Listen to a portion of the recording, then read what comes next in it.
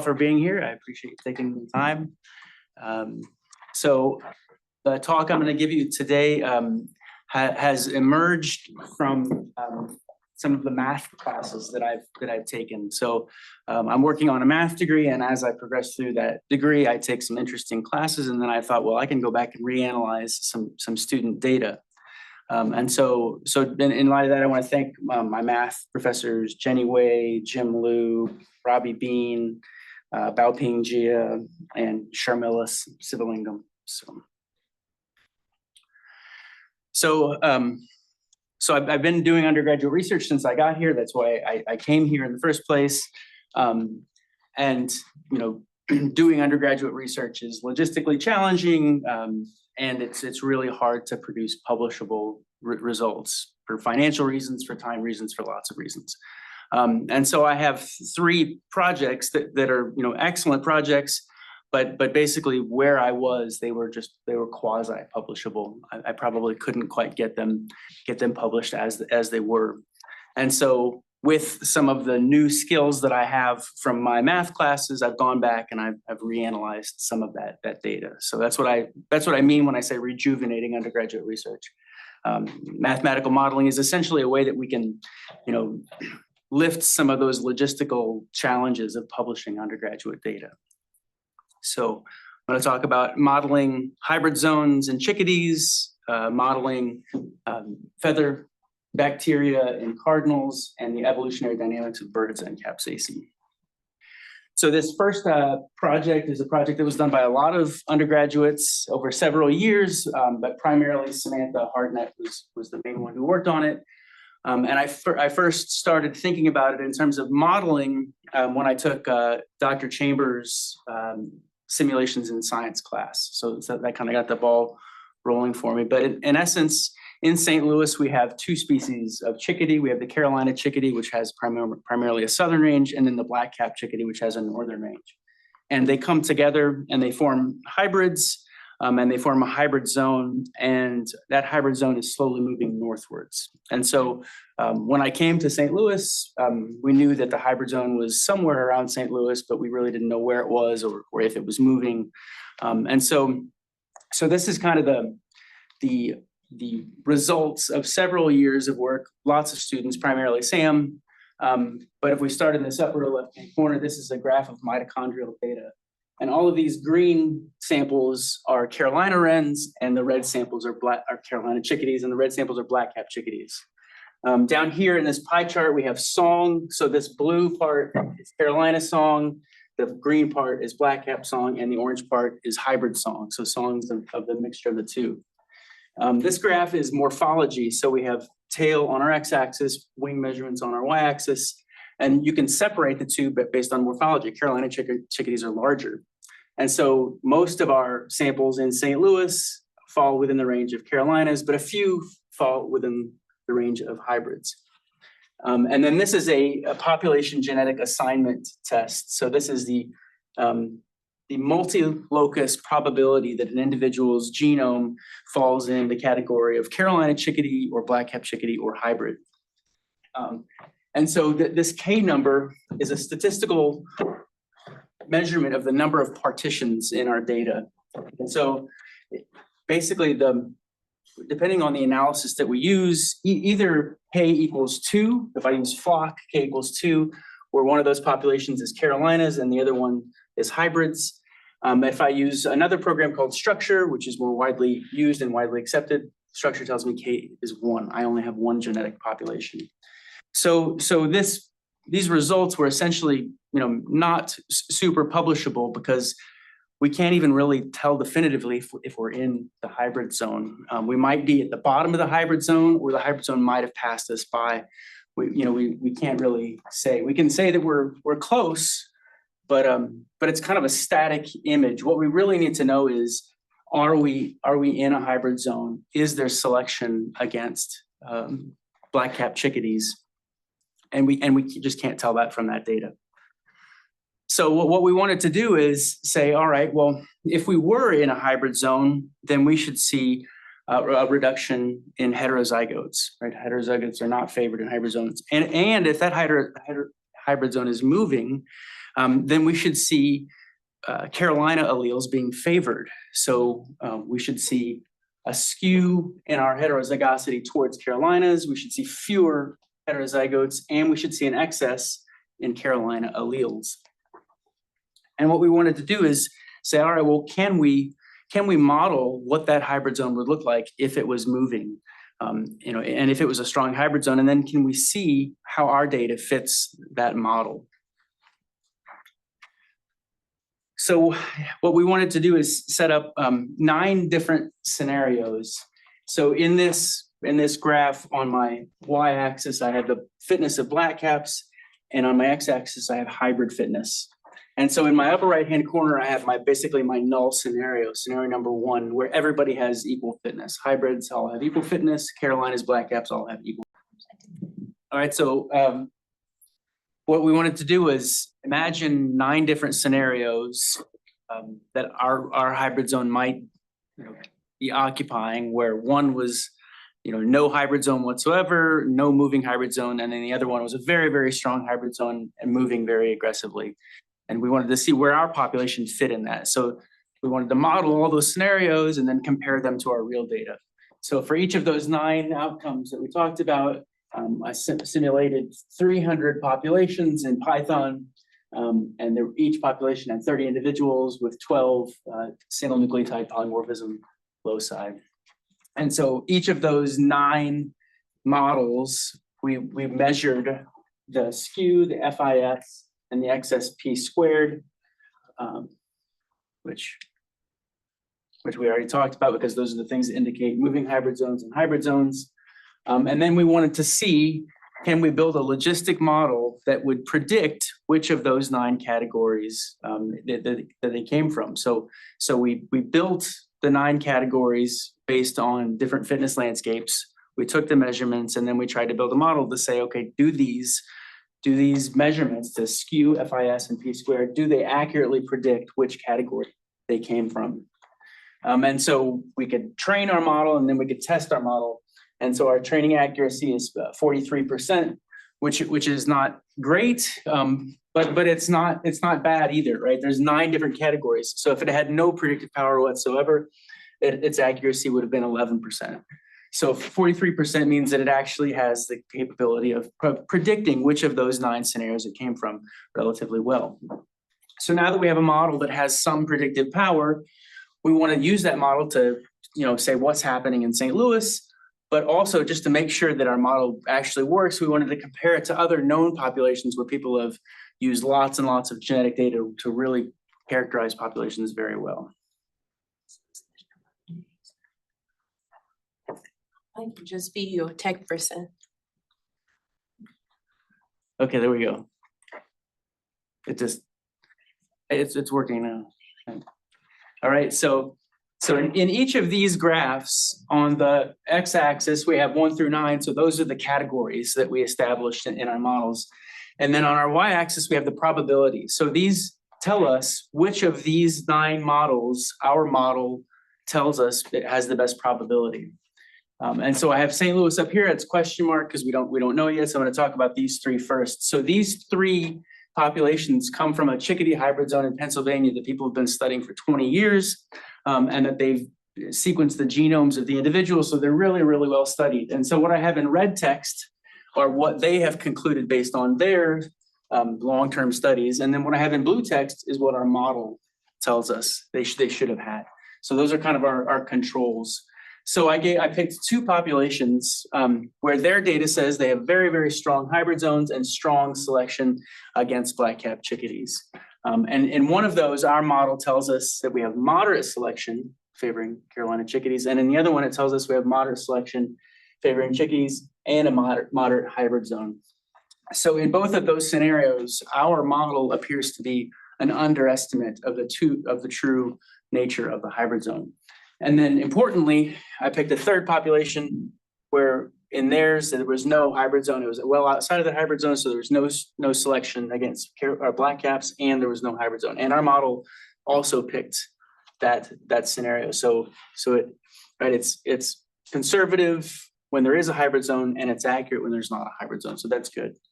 So then if we look at what it tells us about St. Louis, the most likely scenario was scenario number 4, and that's moderate selection favoring Carolinas. So what we can see is that our St. Louis population is at least similar to populations that have been very, very well studied, and we know that they're in a hybrid zone that's moving.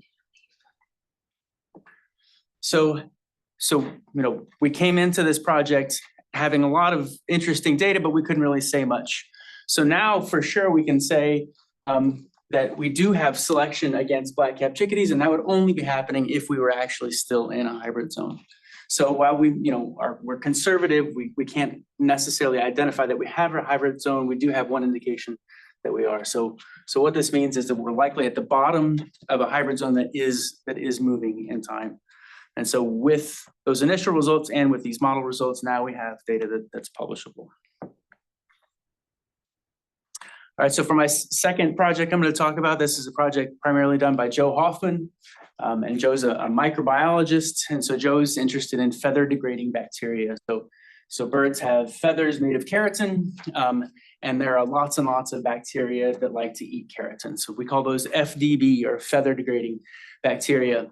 But the relationship between those bacteria and bird feathers is kind of ambiguous.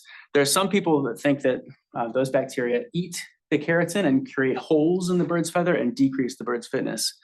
But there are other individuals who think it actually increases their fitness by having a probiotic relationship. So those bacteria secrete chemicals, and those chemicals protect bird feathers from other bad bacteria or other bad parasites. So it could go either way. And so Joe wanted to look at cardinals on Maryville's campus, swab them for bacteria, and see if he could get some indication of what the relationship was between those bacteria and the fitness of the birds.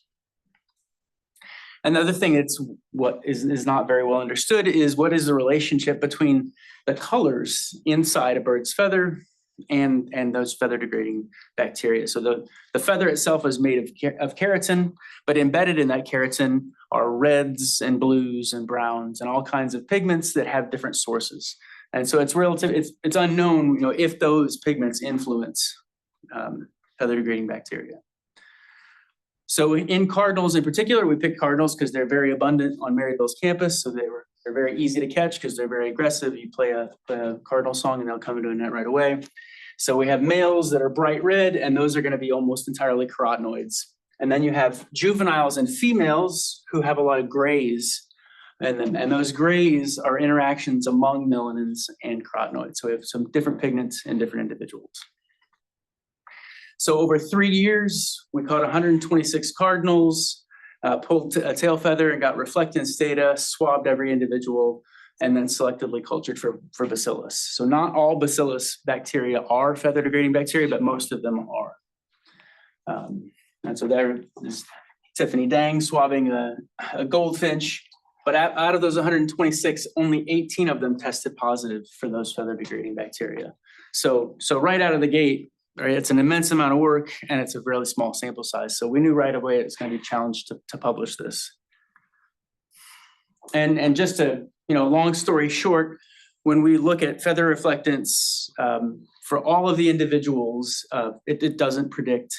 There's no association between reflectance of the feathers and the presence of bacteria. That is to say, it didn't go one way or the other. If it was increased fitness, then bacteria would have led to a higher reflectance, and if it decreased fitness, then it would lead to a lower reflectance, but it didn't. But what we did, we noticed that at these cool colors of the spectrum, we tended to see lower reflectance in birds with feather bacteria.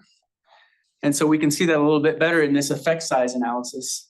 So an effect size is the average difference between individuals with bacteria and without bacteria. And so at cool colors, birds without feather bacteria had higher reflectance. And that difference goes away as we get to those bright reds. Bright reds, there's no difference. But this is an effect size analysis, and this is still basically, it tells you if you might have something happening. It's not a strong, significant indicator of anything. So still not publishable. So what we wanted to do is, or what I wanted to do after I took Robbie Bean's Intro to Python class was build a model to see if the frequencies, if the reflectance values across all frequencies could predict whether or not a feather had bacteria or not. And so this first model, what we're looking at here is all of the wavelengths. So every single color from cool colors to hot colors. And does it predict the presence of feather bacteria? No, it doesn't. It's, the training accuracy is 57%, and right, that's the null hypothesis is 50%. So it does a bad job of predicting whether or not there are feather bacteria if we consider in our model every single wavelength. But if we only include 560 nanometers, so that coolest color, it actually does a decent job of predicting. Still not great, 60%, but it has some predictive power. And importantly, if we look at our precision recall multiplot, in the positive class, our positive precision is perfect. It's 100%. And what that means is every time our model predicted that a bird would have feather bacteria, they did, right? It didn't make any mistakes. Unfortunately for us, our positive recall is 33%. That means that we were only able to identify 33% of the birds that did have feather bacteria. So the model does have some predictive power. It's just, maybe it's because of our small sample size, maybe there are other things going on. It's just not a great indicator. But that said, that does mean that we have something real. We have something that's biologically real, that for bright red male cardinals, they can have feather bacteria or not. It doesn't harm them. It doesn't affect them. But for juveniles and females, and this could be either a juvenile or a female, that means that if they have feather bacteria, those feather bacteria are going to degrade that gray plumage, and that can have a negative consequence for their flight, and it could have a negative consequence for sexual selection. So this is actually a really, really cool result. Even though we have weak results, we have real results, and so now we can publish these. And then the last project I want to talk about is the relationship between capsaicin and birds. And this was also done by a lot of students, but a lot of the analysis and write-up was done by Megan Graves. And so it's well understood that birds and hot peppers are coevolutionary partners, and that relationship is a mutualism.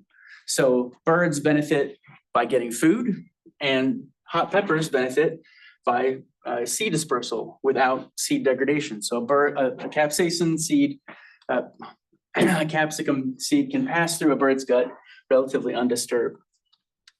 So what that means is in this mutualism, selective pressure imposed by birds leads to abundant red fruits and small flattened seeds.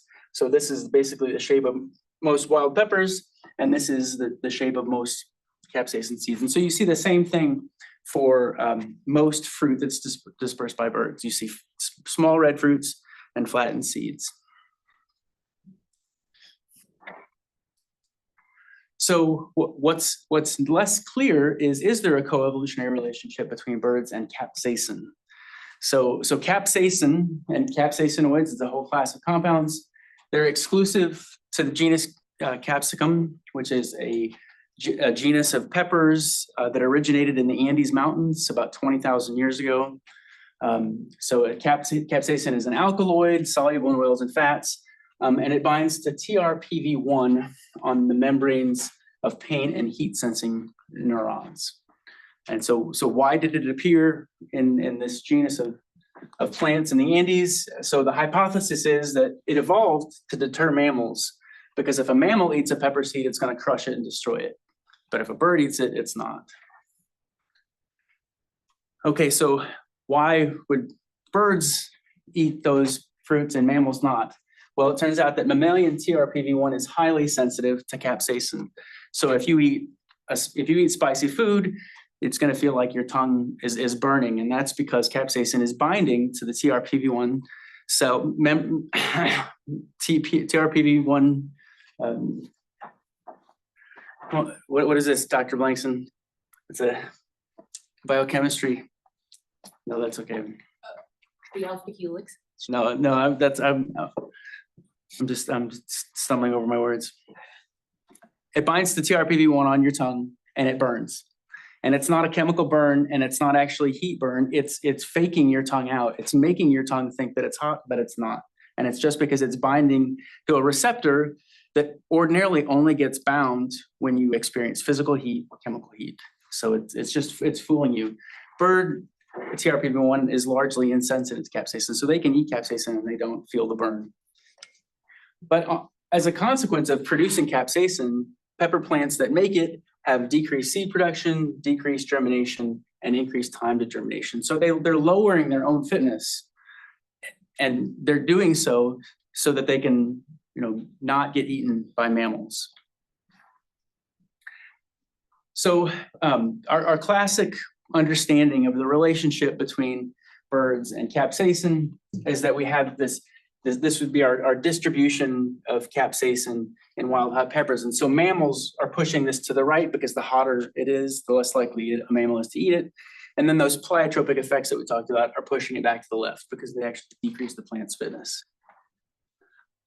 So this is work that Eileen Walk and Maddie Scribner and Neeraj Bolagani did. And they put out feeders on campus, 2 feeders, one feeder that had normal sunflower seeds and another feeder that had seeds treated with capsaicin. And so we made that strength of that capsaicin to mirror variation in peppers. So anything from very mild peppers all the way up to 1 million Scovilles, which would be a ghost pepper. And so we did the 2 sets of treatments, one where we have a baffle on the feeders, and so we can observe birds' visitation rates. And another where we take that baffle off and we let the squirrels go to town and we can observe squirrel visitation rates. So what we see is when we're looking at squirrels, if there's any heat whatsoever, the squirrels prefer the feeder that doesn't have any capsaicin. So just the tiniest bit of capsaicin will keep the squirrels away. But we don't see that effect for birds until we get to 1 million Scovilles. And so this is actually a novel result, and it confirms that avian TRPV1 is largely insensitive to capsaicin, but it's still sensitive at some point. And so at a certain level, birds can taste heat and they don't like it. So this confirms our traditional understanding of its effect on mammals, but it's a novel result of the effect on birds. And so that makes us think, all right, well, birds aren't a passive partner in this coevolutionary relationship. Birds might actually be active, and they might actually be selecting for that distribution of capsaicin to go one way or the other. And so one of the things that we thought was that capsaicin is a digestive irritant, and it causes faster, more voluminous fecal matter. So hopefully none of you have ever experienced that, but if you eat too much hot sauce, then you have to do what my friend Sue Ann says her dad does. He does the 100-yard dash to get to the bathroom. Right. So it's an irritant in the bowels. And what happens when capsaicin gets into your large intestine is your large intestine flushes it with water to try to get it out of your system as fast as possible. So that's why. And so we can show that capsaicin, the more capsaicin there is in the food that we eat, the faster it passes through our digestive system. And we know that for seeds, the less time they spend inside an organism's digestive tract, the more viable they are, right? The more time they spend, the more likely they are to be crushed or digested. So we have this new hypothesis that maybe there's an additional selective, force acting on capsaicin, and that's because it actually benefits the seeds because they pass through the digestive system faster. So we have an emerging view. We have a couple new hypotheses for how birds are involved in this relationship. And one is that this digestive irritant might actually cause, selective pressure favoring capsaicin. And another is that avian TRPV1 actually might act in the same direction as those pleiotropic effects, and it might push it back to the right. And so what we wanted to do, given we have these 2 new hypotheses, our loose bowel hypothesis and our birds not liking it too hot hypothesis. And so we started to think about, all right, what we need to do is plant a bunch of hot pepper plants on campus, and we need a bunch of trail cameras, and we need to feed birds hot pepper seeds, and then we need to collect their poop, and then we need to plant those seeds and look at germination rates. And I was talking to one of my math professors, and he's like, have you thought about what kind of a sample size you're going to need to detect any kind of effects in that situation?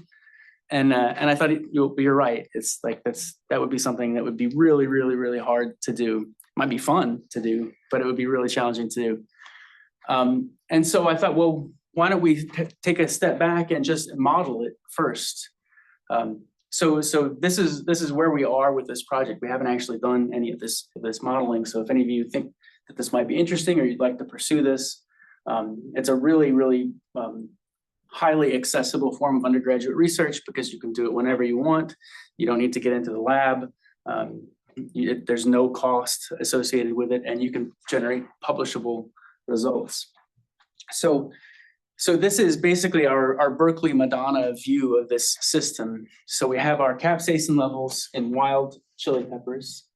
And then in green are ways that, that this distribution could get pushed to the right. And so what we can see from the literature is that if a plant produces capsaicin, then that can lead to a 100% reduction in mammal frugivory. Like we saw with the squirrels, all it takes is a little bit of heat and the mammal won't eat you. And that in turn has a 100% effect on fitness, right? If a mammal eats a pepper plant, then its fitness is 0. If the mammal doesn't eat it, then its fitness is 1. So that's a nice, simple relationship. And then with our red arrows, we have ways that this distribution can go back to the left. And so those, at least in the literature, those are our pleiotropic effects. So reduced viable seed set. So the more capsaicin you produce, the fewer seeds, viable seeds you're going to produce. And in the literature, we see that that's between 0 and 60%. So at the high end of this distribution of capsaicin in wild plants, we can see a 60% reduction in seed set, which is basically a 60% reduction in fitness. And so those are two very, very important factors in this system. And so we have these two new hypotheses.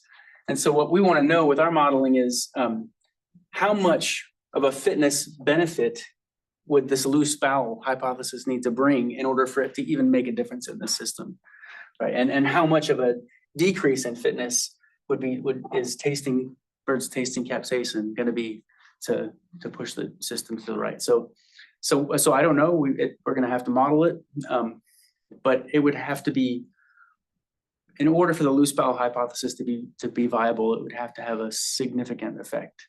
So I'm looking forward to exploring that. So and that's my last slide. Sorry, I went a little faster due to our technical difficulties, but any questions?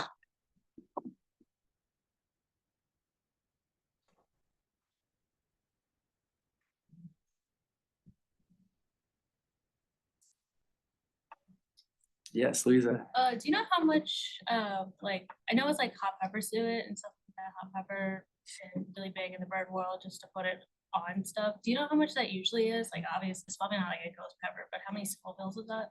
What sauce? What hot sauce? No, it's just like people put hot pepper to keep the squirrels off their bird feeders. So, Yeah. like, do you know how much of the Scoville that is? So most of the products that I've seen are red pepper chili flakes, and so those are about 250,000 Scovilles.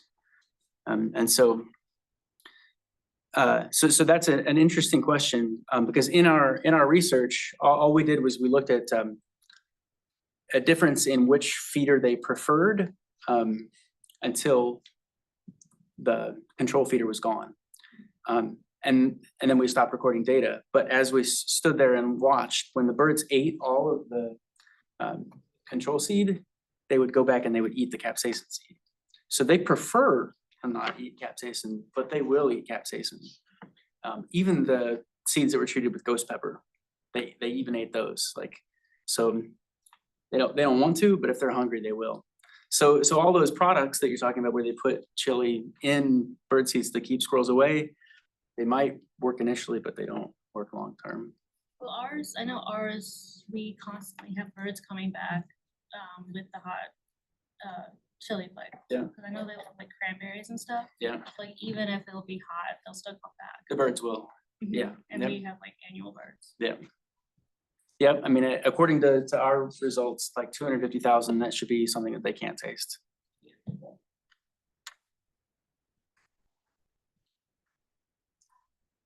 How hard is it to model?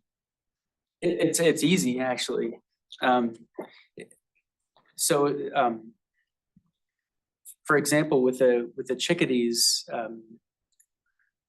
we just have to, we only have 3 parameters. We are 3 genotype frequencies. And so, we wanted to know, is this one gonna be high? Is this, between 0 and 1, this one between 0 and 1, this between 0 and 1. So if you know your parameters and you know the possible ranges of your parameters, then it's very easy to do. Yeah, but Robbie Bean makes it very easy to learn how to do. So I could help you if you wanted to, or Robbie could help you.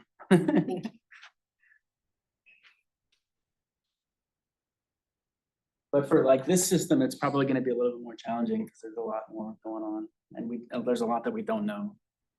So that makes it more challenging.